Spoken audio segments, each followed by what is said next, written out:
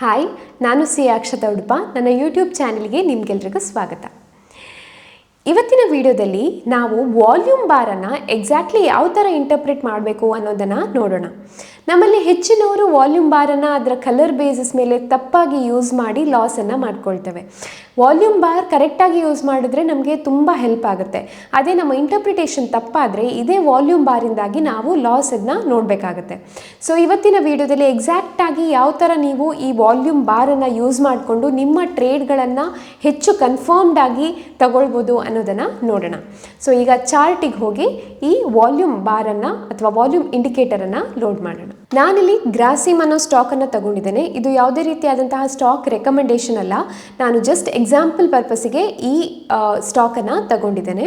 So ನೀವು ಯಾವುದೇ ಬ್ರೋಕರನ್ನು use ಮಾಡ್ತಿದ್ರು ಕೂಡ ನೀವು ಇಂಡಿಕೇಟರ್ಸ್ಗೆ ಹೋಗಿ ಇಲ್ಲಿ ಟೆಕ್ನಿಕಲ್ಸಿಗೆ ಹೋಗಿ ವಾಲ್ಯೂಮ್ ಅಂತ ಟೈಪ್ ಮಾಡಿದರೆ ನಿಮಗೆ ವಾಲ್ಯೂಮ್ ಬಾರ್ ಬರುತ್ತೆ.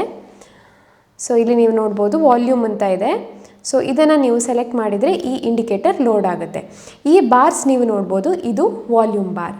ಸೊ ಈ ವಾಲ್ಯೂಮ್ ಬಾರಲ್ಲಿ ಹೆಚ್ಚಾಗಿ ನಿಮಗೆ ಇಲ್ಲಿ ಗ್ರೀನ್ ಮತ್ತು ರೆಡ್ ವಾಲ್ಯೂಮ್ ಬಾರ್ಸ್ ನೋಡ್ಲಿಕ್ಕೆ ಸಿಗುತ್ತೆ ಬೈ ಡಿಫಾಲ್ಟ್. ಸೊ ಹೆಚ್ಚಿನವರು ಗ್ರೀನ್ ಬಂದ ಕೂಡಲೇ ಬೈ ಮಾಡಬೇಕು, ರೆಡ್ ಬಂದ ಕೂಡಲೇ ಸೆಲ್ ಮಾಡಬೇಕು ಅನ್ನೋ ಮಿಸ್ಇಂಟರ್ಪ್ರಿಟೇಷನ್ಲಿ ಟ್ರೇಡ್ಸನ್ನು ತಗೊಂಡ್ಬಿಡ್ತಾರೆ.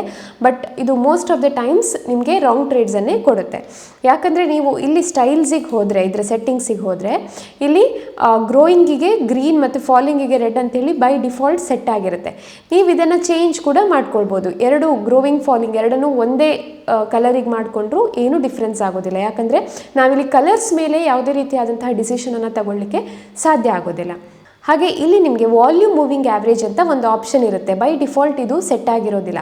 ಸೊ ಇದನ್ನು ನೀವು ಸೆಲೆಕ್ಟ್ ಮಾಡಿದರೆ ನಿಮಗೆ ಇಲ್ಲಿ ಇನ್ನೊಂದು ಲೈನ್ ನೋಡ್ಲಿಕ್ಕೆ ಸಿಗುತ್ತೆ, ವಾಲ್ಯೂಮ್ ಮೂವಿಂಗ್ ಆ್ಯಾವ್ರೇಜ್. ಸೊ ಈ ವಾಲ್ಯೂಮ್ ಮೂವಿಂಗ್ ಆ್ಯಾವ್ರೇಜ್ ಏನಿದೆ ಇದು ನಮಗೆ ಹೆಚ್ಚಿನ ಇಂಟರ್ಪ್ರಿಟೇಷನಿಗೆ ಹೆಲ್ಪ್ ಆಗುವಂಥದ್ದು. ಸೊ ಯಾವ ರೀತಿ ನೀವು ಈ ವಾಲ್ಯೂಮ್ ಬಾರನ್ನು ಯೂಸ್ ಮಾಡ್ಬೋದು ಅಂತ ನೋಡೋಣ. ಅದಕ್ಕೂ ಮೊದಲು ಈ ವಾಲ್ಯೂಮ್ ಬಾರ್ ಏನನ್ನು ಇಂಡಿಕೇಟ್ ಮಾಡುತ್ತೆ? ವಾಲ್ಯೂಮ್ ಬಾರ್ ಅಂದರೆ ಫಾರ್ ಎಕ್ಸಾಂಪಲ್ ಈಗ ಈ ಪರ್ಟಿಕ್ಯುಲರ್ ಸ್ಟಾಕ್ ಏನಿದೆ ಗ್ರಾಸಿಮಲ್ಲಿ ಯಾರೋ 100 ಶೇರ್ಸನ್ನು ಬೈ ಮಾಡೋದಕ್ಕೆ ಆರ್ಡರ್ ಹಾಕಿದ್ರು ಅಂತ ಎಸ್ಯೂಮ್ ಮಾಡೋಣ. ಅದೇ ರೀತಿ ಯಾರೋ ಆರ್ಡರ್ ಹಾಕಿದ್ದಾರೆ ಅಂದರೆ ಅಲ್ಲಿ ಸೆಲ್ಲರ್ಸ್ ಕೂಡ ಇರಬೇಕು. ಅಲ್ಲಿ 100 ಶೇರ್ಸನ್ನು ಸೆಲ್ ಮಾಡೋದಕ್ಕೆ ಕೂಡ ಯಾರೋ ಆರ್ಡರ್ ಹಾಕಿದ್ದಾರೆ. ಸೊ ಬೈ ಮಾಡೋದಕ್ಕೆ 100 ಆರ್ಡರ್ಸ್, ಸೆಲ್ ಮಾಡೋದಕ್ಕೆ 100 ಆರ್ಡರ್ಸ್ ಇದೆ. ಸೊ ಒಟ್ಟಿಗೆ 200 ಆರ್ಡರ್ಸ್ ಇಲ್ಲಿದೆ. ಸೊ ಈ ವಾಲ್ಯೂಮ್ ಬಾರ್ ಏನಿದೆ ಇದು 200ಅನ್ನು ಇಂಡಿಕೇಟ್ ಮಾಡೋದಿಲ್ಲ, ಇದು ನಂಬರ್ ಆಫ್ ಟ್ರಾನ್ಸಾಕ್ಷನ್ಸನ್ನು ಇಂಡಿಕೇಟ್ ಮಾಡುತ್ತೆ.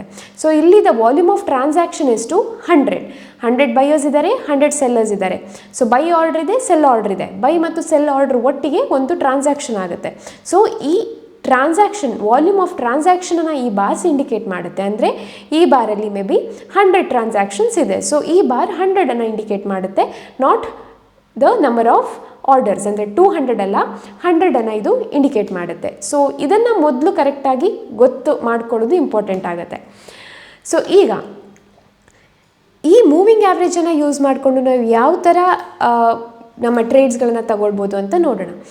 ನಿಮ್ಮಲ್ಲಿ ಯಾವುದೇ ಒಂದು ಸ್ಟ್ರಾಟಜಿ ಇದ್ದು ನೀವು ಆ ಸ್ಟ್ರಾಟಜಿಯನ್ನು ಯೂಸ್ ಮಾಡ್ತಾ ಇದ್ದರೆ ಆ ಸ್ಟ್ರಾಟಜಿ ನಿಮಗೀಗ ಎಂಟ್ರಿಯನ್ನು ತಗೊಳ್ಳಿ ಅಂತ ಹೇಳುತ್ತೆ. ಆ ಸ್ಟ್ರಾಟಜಿ ಪ್ರಕಾರ ಎಂಟ್ರಿ ಆಪರ್ಚುನಿಟಿ ಬಂದಿದೆ ಅಂಥ ಟೈಮಲ್ಲಿ ನೀವು ಈ ಮೂವಿಂಗ್ ಆ್ಯಾವ್ರೇಜ್ ಲೈನನ್ನು ನೋಡಿಕೊಂಡು ವಾಲ್ಯೂಮ್ ಬಾರ್ ಯಾವಾಗ ಮೂವಿಂಗ್ ಆ್ಯಾವ್ರೇಜ್ ಲೈನಿಂದ ಮೇಲಿದೆ ಆಗ ನೀವು ಕನ್ಫರ್ಮ್ಡ್ ಆಗಿ ಎಂಟ್ರಿಯನ್ನು ತಗೊಳ್ಬೋದು. ಯಾವಾಗ ಮೂವಿಂಗ್ ಆ್ಯಾವ್ರೇಜ್ಗಿಂತ ಈ ವಾಲ್ಯೂಮ್ ಬಾರ್ ಕೆಳಗಡೆ ಇದೆ ಆಗ ಅಲ್ಲಿ ಅಷ್ಟು ಮಾರ್ಕೆಟಲ್ಲಿ ಇಂಟ್ರೆಸ್ಟ್ ಇಲ್ಲ ಈ ಸ್ಟಾಕ್ ಮೇಲೆ ಅಂತ ನೀವು ತಿಳ್ಕೊಳ್ಬೋದು. ಅಂದರೆ ನೀವು ಎಂಟ್ರಿಯನ್ನು ತಗೊಂಡ್ರೂ ಕೂಡ ಆ ಸ್ಟಾಕ್ ಒಂದು ರೇಂಜ್ ಬೌಂಡ್ ಝೋನಿಗೆ ಹೋಗ್ಬೋದು ಅಥವಾ ಟ್ರೆಂಡ್ ರಿವರ್ಸಲ್ ಆಗ್ಬೋದು. ಹಾಗಾಗಿ ನೀವು ಅಲ್ಲಿ ಟ್ರೇಡ್ಸ್ಗಳನ್ನು ಅವಾಯ್ಡ್ ಮಾಡ್ಬೋದು. ನಿಮ್ಮ ಸ್ಟ್ರಾಟಜಿ ಪ್ರಕಾರ ಎಂಟ್ರಿ ಆಪರ್ಚುನಿಟಿ ಬಂದ ಕೂಡಲೇ ನೀವು ಈ ವಾಲ್ಯೂಮ್ ಬಾರನ್ನು ನೋಡಿಕೊಂಡು ಅದು ಮೂವಿಂಗ್ ಆ್ಯಾವ್ರೇಜ್ ಲೈನ್ಗಿಂತ ಮೇಲಿದ್ದರೆ ನೀವು ಎಂಟ್ರಿಯನ್ನು ತಗೊಳ್ಬೋದು. ಇದು ಒಂದು ರೀತಿ ಯೂಸ್ ಮಾಡುವಂಥದ್ದು. ಇನ್ನೊಂದು ರೀತಿ ಹೇಗಂದರೆ ಈಗ ಯಾವುದೇ ಒಂದು ಪರ್ಟಿಕ್ಯುಲರ್ ಟ್ರೆಂಡ್ ನಡೀತಾ ಇದ್ದರೆ ನೀವು ಈ ವಾಲ್ಯೂಮ್ ಬಾರನ್ನು ಚೆಕ್ ಮಾಡಿಕೊಂಡು ವಾಲ್ಯೂಮ್ ಬಾರ್ ಮೂವಿಂಗ್ ಆ್ಯಾವ್ರೇಜ್ ಲೈನ್ಗಿಂತ ಕೆಳಗಿದ್ದರೆ ಆ ಟ್ರೆಂಡ್ ಹೆಚ್ಚು ಟೈಮ್ ಸಸ್ಟೈನ್ ಆಗೋದಿಲ್ಲ ಅಂತ ಅರ್ಥ. ಫಾರ್ ಎಕ್ಸಾಂಪಲ್ ಇಲ್ಲೇ ನಾವು ಅಬ್ಸರ್ವ್ ಮಾಡಿದ್ರೆ ನೀವಿಲ್ಲಿ ನೋಡ್ಬೋದು, ಇಲ್ಲಿ ಆಲ್ಮೋಸ್ಟ್ ಈ ಲೆವೆಲಿಂದ ವಾಲ್ಯೂಮ್ ಬಾರ್ ಇನ್ಕ್ರೀಸ್ ಆಗ್ತಾ ಇದೆ ಆ್ಯಂಡ್ ಇಲ್ಲಿ ಮೂವಿಂಗ್ ಆ್ಯಾವ್ರೇಜ್ಗಿಂತ ಮೇಲೆ ಹೋಗಿದೆ ವಾಲ್ಯೂಮ್ ಬಾರ್.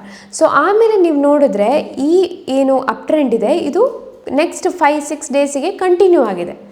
ಸೊ ಯಾವಾಗ ವಾಲ್ಯೂಮ್ ಬಾರ್ಸ್ ಮೂವಿಂಗ್ ಆ್ಯಾವ್ರೇಜ್ ಲೈನ್ಗಿಂತ ಮೇಲಿದೆಯೋ ಆಗ ಆ ಟ್ರೆಂಡ್ ಕಂಟಿನ್ಯೂ ಆಗುತ್ತೆ ಅಂತ ಅರ್ಥ. ಅದೇ ನೀವು ಇಲ್ಲಿ ಅಬ್ಸರ್ವ್ ಮಾಡಿದ್ರೆ ಇಲ್ಲಿ ಒಂದು ಟೈಮ್ ನಂತರ ಇಲ್ಲಿ ತನಕ ಆಲ್ಮೋಸ್ಟ್ ಮೂವಿಂಗ್ ಆ್ಯಾವ್ರೇಜ್ಗಿಂತ ಮೇಲೆ ಬಾರ್ಸ್ ಹೋಗ್ತಾ ಇದೆ. ಇಲ್ಲಿ ನಂತರ ಡೌನ್ ಟ್ರೆಂಡ್ ಕಂಟಿನ್ಯೂ ಆಗಿದ್ರೂ ಕೂಡ ಈ ವಾಲ್ಯೂಮ್ ಬಾರ್ಸ್ ಏನಿದೆ ಅದು ಮೂವಿಂಗ್ ಆ್ಯಾವ್ರೇಜ್ ಲೈನ್ಗಿಂತ ಮೇಲೆ ಹೋಗಲಿಲ್ಲ. ಹಾಗಾಗಿ ಆಮೇಲೆ ನೀವು ನೋಡ್ಬೋದು ಮತ್ತೆ ಅಲ್ಲೊಂಥರ ಸ್ವಲ್ಪ ಅಪ್ ಟ್ರೆಂಡ್, ಆಮೇಲೆ ರೇಂಜ್ ಬೌಂಡ್ ಝೋನ್ ನೋಡಲಿಕ್ಕೆ ಸಿಕ್ಕಿದೆ. ಸೊ ಟ್ರೆಂಡ್ ಯಾವ ಥರ ಇದೆ, ನೆಕ್ಸ್ಟ್ ಕಮಿಂಗ್ ಡೇಸಲ್ಲಿ ಟ್ರೆಂಡ್ ಯಾವ ಥರ ಮೂವ್ ಆಗ್ಬೋದು ಅನ್ನೋದನ್ನು ನಿಮಗೆ ನೋಡೋದಕ್ಕೆ ಇದು ಹೆಲ್ಪ್ ಮಾಡುತ್ತೆ. ಸೊ ನೀವು ಸ್ವಿಂಗ್ ಟ್ರೇಡರ್ ಆಗಿದ್ರೆ ಡೈಲಿ ಟೈಮ್ ಫ್ರೇಮನ್ನು ಯೂಸ್ ಮಾಡ್ಬೋದು. ನೀವು ಇಂಟ್ರಾಡೇ ಟ್ರೇಡಿಂಗ್ ಮಾಡಬೇಕಾದ್ರೆ ಕಮ್ಮಿ ಟೈಮ್ ಫ್ರೇಮಲ್ಲಿ ಕೂಡ ಇದನ್ನು ನೋಡ್ಬೋದು. ಅಂದರೆ ಫಾರ್ ಎಕ್ಸಾಂಪಲ್ ನೀವು 1 ಅವರ್ ಟೈಮ್ ಫ್ರೇಮ್ ಇಟ್ಟರೆ 1 ಅವರಲ್ಲಿ ಆ ಪರ್ಟಿಕ್ಯುಲರ್ ಸ್ಟಾಕಲ್ಲಿ ಎಷ್ಟು ವಾಲ್ಯೂಮ್ ಆಗಿದೆ, ವಾಲ್ಯೂಮ್ ಆಫ್ ಟ್ರಾನ್ಸಾಕ್ಷನ್ ಆಗಿದೆ ಅನ್ನೋದನ್ನು ಈ ವಾಲ್ಯೂಮ್ ಬಾರ್ ನಿಮಗೆ ತಿಳಿಸಿಕೊಡುತ್ತೆ. ಇನ್ನು ಪ್ರತಿ ಸಲ ಬಯ್ಯರ್ ಬುಲ್ಲಿಶ್ ಅಪ್ರೋಚಲ್ಲೇ ಇರ್ತಾನೆ, ಸೆಲ್ಲರ್ ಬ್ಯಾರಿಶ್ ಅಪ್ರೋಚಲ್ಲೇ ಇರ್ತಾನೆ ಅನ್ನೋದು ಕೂಡ ನಮಗೆ ಗ್ಯಾರಂಟಿಯಾಗಿ ಗೊತ್ತಾಗೋದಿಲ್ಲ. ಯಾಕಂದರೆ ಬಯ್ಯರ್ ಯಾವತ್ತಿದ್ರೂ ಬುಲ್ಲಿಶ್ ಅಪ್ರೋಚೇ ಇಟ್ಟಿರ್ತಾನೆ, ಯಾಕಂದರೆ ಸ್ಟಾಕ್ ಅಪ್ ಟ್ರೆಂಡಲ್ಲಿ ಮೂವ್ ಆಗ್ತಾ ಇದೆ, ಬುಲ್ಲಿಶ್ ಇದೆ, ಹಾಗಾಗಿ ನಾನು ಬೈ ಮಾಡ್ತೇನೆ ಅಂತ. ಬಟ್ ಸೆಲ್ಲರಿಗೆ 2 ಪಾಸಿಬಿಲಿಟೀಸ್ ಇದೆ. ಸ್ಟಾಕ್ ಹೆಚ್ಚಿನ ಪ್ರೈಸಲ್ಲಿ ಈಗ ಇದೆ, ಸೊ ನಾನು ಈಗ ಇಲ್ಲಿ ಸೆಲ್ ಮಾಡಿ ಪೊಸಿಷನನ್ನು ಲೋ ಪ್ರೈಸಲ್ಲಿ ಬೈ ಮಾಡ್ತೇನೆ ಅಂತ ಕೂಡ ಅವನು ಸೆಲ್ ಮಾಡಿರ್ಬೋದು. ಅಥವಾ ಆಲ್ರೆಡಿ ಅವನ ಹತ್ರ ಇದ್ದ ಪೊಸಿಷನನ್ನು ಈಗ ಸ್ಟಾಕ್ ಅಪ್ಸೈಡ್ ಮೂಮೆಂಟನ್ನು ತೋರಿಸ್ತಾ ಇದೆ ಅನ್ನೋದಕ್ಕೆ ಸ್ಕ್ವೇರ್ ಆಫ್ ಮಾಡಿರ್ಬೋದು. ಸೊ ಸೆಲ್ಲರ್ ಬುಲ್ಲಿಶ್ ಕೂಡ ಇರ್ಬೋದು, ಬೇರಿಶ್ ಕೂಡ ಇರ್ಬೋದು. ನಮಗೆ ಸೆಲ್ಲರಿನ ಪರ್ಸ್ಪೆಕ್ಟಿವ್ ಗೊತ್ತಾಗೋದಿಲ್ಲ, ಆದರೆ ಬಯ್ಯರ್ ಯಾವತ್ತೂ ಬುಲ್ಲಿಶೇ ಇರ್ತಾನೆ, ಹಾಗಾಗಿ ಅವನಲ್ಲಿ ಸ್ಟಾಕನ್ನು ಬೈ ಮಾಡಿರ್ತಾನೆ. ಸೊ ಈ ವಾಲ್ಯೂಮ್ ಬಾರಿನ ಕಲರ್ಸ್ ಏನಿದೆ ಇದು ನಮ್ಮನ್ನು ಮಿಸ್ಲೀಡ್ ಮಾಡ್ಬೋದು. ಹಾಗಾಗಿ ನಾವು ಕಲರ್ಸ್ ಮೇಲೆ ಹೋಗೋ ಹಾಗಿಲ್ಲ. ನಮಗೆ ಬಯ್ಯರಿನ ಪರ್ಸ್ಪೆಕ್ಟಿವ್ ಗೊತ್ತಿದ್ರೂ ಕೂಡ ಸೆಲ್ಲರಿನ ಪರ್ಸ್ಪೆಕ್ಟಿವ್ ಗೊತ್ತಿರೋದಿಲ್ಲ. ಸೊ ಈ ವಾಲ್ಯೂಮ್ ಬಾರ್ಸನ್ನು ಇನ್ನೊಂದು ಥರದಲ್ಲಿ ಯೂಸ್ ಮಾಡ್ಬೋದು. ಅದು ಹೇಗಂದರೆ ಬ್ರೇಕ್ಔಟ್ಗಳಲ್ಲಿ. ಅಂದರೆ ಫಾರ್ ಎಕ್ಸಾಂಪಲ್ ಇಲ್ಲಿ ನೀವು ಅಬ್ಸರ್ವ್ ಮಾಡಿದ್ರೆ ಸ್ಟಾಕ್ ಕಂಟಿನ್ಯೂಸ್ ಆಗಿ ಒಂದು ರೇಂಜಲ್ಲಿ ಮೂವ್ ಆಗ್ತಾ ಇದೆ. ಈ ಚಾನಲನ್ನು ಬಿಟ್ಟು ಸ್ಟಾಕ್ ಹೋಗಲಿಲ್ಲ. ಬಟ್ ಇಲ್ಲಿ ನೀವು ನೋಡ್ಬೋದು ಯಾವಾಗ ಸ್ಟಾಕ್ ಇಲ್ಲಿ ಬ್ರೇಕ್ಔಟ್ ಹತ್ತಿರ ಬರುತ್ತೋ ನೆಕ್ಸ್ಟ್ ಇಲ್ಲಿ ವಾಲ್ಯೂಮ್ ಬಾರ್ ಏನಿದೆ ಅದು ಕಮ್ಮಿ ಆಗಿದೆ. ಅದೇ ಇಲ್ಲಿ ನೀವು ನೋಡಿದ್ರೆ ನೀವು ಇಲ್ಲೆಲ್ಲ ನೋಡ್ಬೋದು ಇಲ್ಲಿ ಬ್ರೇಕ್ಔಟ್ ಅಟೆಂಪ್ಟ್ ಆಗಿದೆ. ಬಟ್ ಬ್ರೇಕ್ಔಟ್ ಅಟೆಂಪ್ಟ್ ಆಗುವಾಗ ಅಂದರೆ ಈ ಲೈನನ್ನು ಪ್ರೈಸ್ ಟಚ್ ಮಾಡಿದಾಗ ಇಲ್ಲಿ ವಾಲ್ಯೂಮ್ ಇಲ್ಲ. ಇಲ್ಲಿ ಒಂದು ಕಡೆ ವಾಲ್ಯೂಮ್ ಬಂತು, ಬಟ್ ಅಗೇನ್ ನೆಕ್ಸ್ಟ್ ಡೇ ಇಲ್ಲಿ ಪ್ರಾಪರ್ ಬ್ರೇಕ್ಔಟ್ ಆಗಲಿಲ್ಲ. ಬಟ್ ಇಲ್ಲಿ ನೀವು ನೋಡ್ಬೋದು ಆಲ್ಮೋಸ್ಟ್ ಈ ಲೆವೆಲಲ್ಲಿ ಸ್ಟಾಕ್ ಬ್ರೇಕ್ಔಟ್ ಆದಮೇಲೆ ನಮಗೆ ಇಲ್ಲಿ ಒಳ್ಳೆಯ ವಾಲ್ಯೂಮ್ ಬಾರ್ ನೋಡ್ಲಿಕ್ಕೆ ಸಿಕ್ತು. ಸೊ ಈ ವಾಲ್ಯೂಮ್ ಬಾರ್ನ ನಂತರ ಇಲ್ಲಿ ಒಳ್ಳೆ ಅಪ್ ಟ್ರೆಂಡನ್ನು ಕೂಡ ನಮಗೆ ನೋಡ್ಲಿಕ್ಕೆ ಸಿಕ್ತು. ಸೊ ಬ್ರೇಕ್ಔಟ್ ಆದಾಗ ನೀವು ಈ ವಾಲ್ಯೂಮ್ ಬಾರನ್ನು ನೋಡಿಕೊಂಡು ಎಂಟ್ರಿಯನ್ನು ತಗೊಳ್ಬೇಕಾ ಬೇಡವಾ ಅನ್ನೋದನ್ನು ಡಿಸೈಡ್ ಮಾಡ್ಬೋದು. ವಾಲ್ಯೂಮ್ ಬಾರ್ ತುಂಬ ವೀಕ್ ಇತ್ತು ಅಂತ ಹೇಳಿ ಆದರೆ, ಅಥವಾ ಮೂವಿಂಗ್ ಆ್ಯಾವ್ರೇಜ್ ಲೈನ್ಗಿಂತ ಕೆಳಗಿತ್ತು ಅಂತ ಹೇಳಿ ಆದರೆ ಇದು ಫಾಲ್ಸ್ ಬ್ರೇಕ್ಔಟ್ ಆಗುವ ಚಾನ್ಸಸ್ ಇದೆ. ಮತ್ತೆ ಸ್ಟಾಕ್ ಡೌನ್ ಸೈಡ್ ಮೂಮೆಂಟನ್ನು ತೋರಿಸುವಂತಹ ಚಾನ್ಸಸ್ ಇರುತ್ತೆ. ಒಳ್ಳೆ ವಾಲ್ಯೂಮಲ್ಲಿ ಸ್ಟಾಕ್ ಬ್ರೇಕ್ಔಟನ್ನು ಕೊಟ್ಟರೆ ಅಲ್ಲಿಂದ ನಮಗೆ ಮತ್ತೆ ಅಪ್ವರ್ಡ್ ಮೂಮೆಂಟ್ ನೋಡಲಿಕ್ಕೆ ಸಿಗುವಂತಹ ಚಾನ್ಸಸ್ ಜಾಸ್ತಿ ಇರುತ್ತೆ. ಸೊ ಈ ಥರ ಬ್ರೇಕ್ಔಟಿಗೂ ಕೂಡ ನೀವು ಈ ಟ್ಯಾಕ್ಟಿಕನ್ನು ಯೂಸ್ ಮಾಡ್ಬೋದು. ಇನ್ನು ಕೊನೆಯದಾಗಿ ಡೈವರ್ಜೆನ್ಸಿಗೆ ಒಂದು ರ್ಯಾಂಡಮ್ ಬೇರೆ ಸ್ಟಾಕನ್ನು ನೋಡೋಣ. ಸಿಪ್ಲಾ ಅಂತ ತಗೊಂಡ್ರೆ ಇಲ್ಲಿ ನೀವು ಅಬ್ಸರ್ವ್ ಮಾಡಿದ್ರೆ ಸ್ಟಾಕ್ ಅಪ್ಸೈಡ್ ಮೂಮೆಂಟನ್ನು ತೋರಿಸ್ತಾ ಇದೆ, ಅಪ್ ಟ್ರೆಂಡಲ್ಲಿದೆ. ಬಟ್ ಇಲ್ಲಿ ನೀವು ವಾಲ್ಯೂಮ್ ಬಾರ್ಸನ್ನು ನೋಡಿದ್ರೆ ಅದು ಆಲ್ಮೋಸ್ಟ್ ಮೂವಿಂಗ್ ಆ್ಯಾವ್ರೇಜ್ ಲೈನ್ಗಿಂತ ಕೆಳಗಡೆ ಇದೆ. ಸ್ವಲ್ಪ ಒಂದೊಂದು ಮಧ್ಯದಲ್ಲಿ ಹತ್ತಿರ ಬಂದಿದೆ ಬಿಟ್ಟರೆ ಇಲ್ಲಿ ಕಂಪ್ಲೀಟಾಗಿ ಈ ಪರ್ಟಿಕ್ಯುಲರ್ ರೇಂಜಲ್ಲಿ ಝೋನಲ್ಲಿ ವಾಲ್ಯೂಮ್ ಬಾರ್ ಮೂವಿಂಗ್ ಆ್ಯಾವ್ರೇಜ್ಗಿಂತ ಕೆಳಗಿದೆ.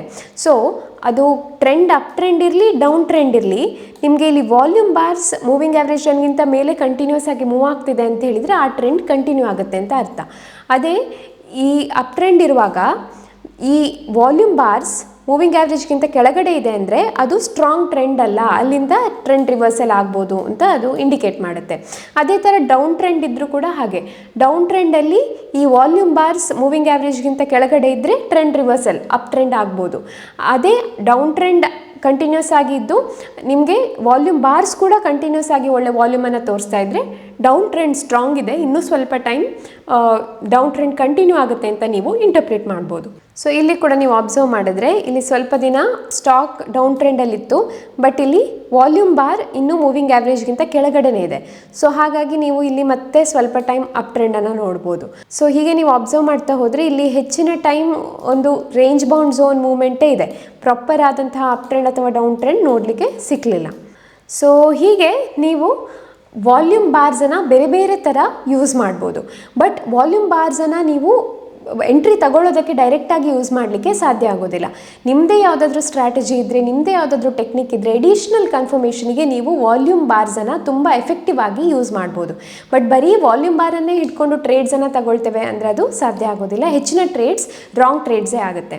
ಸೊ ನೀವು ಪ್ರಾಪರಾಗಿ ವಾಲ್ಯೂಮ್ ಬಾರನ್ನು ಯೂಸ್ ಮಾಡಿದ್ರೆ ಅದು ಒಂದು ಎಕ್ಸ್ಟ್ರಾ ಕನ್ಫರ್ಮೇಷನ್ ಆಗಿ ನಿಮಗೆ ನಿಮ್ಮ ಟ್ರೇಡ್ಸ್ಗಳಲ್ಲಿ ಸಕ್ಸಸ್ಸನ್ನು ನೋಡೋದಕ್ಕೆ ತುಂಬ ಹೆಲ್ಪ್ ಮಾಡುತ್ತೆ. ಸೊ ಈ ವಿಡಿಯೋ ನಿಮಗೆ ಇಷ್ಟ ಆಗಿದರೆ ದಯವಿಟ್ಟು ಲೈಕ್ ಮಾಡಿ, ಹಾಗೆ ಬೇರೆ ಟ್ರೇಡರ್ಸ್ಗಳೊಂದಿಗೆ ಈ ವಿಡಿಯೋವನ್ನು ಶೇರ್ ಮಾಡಿ.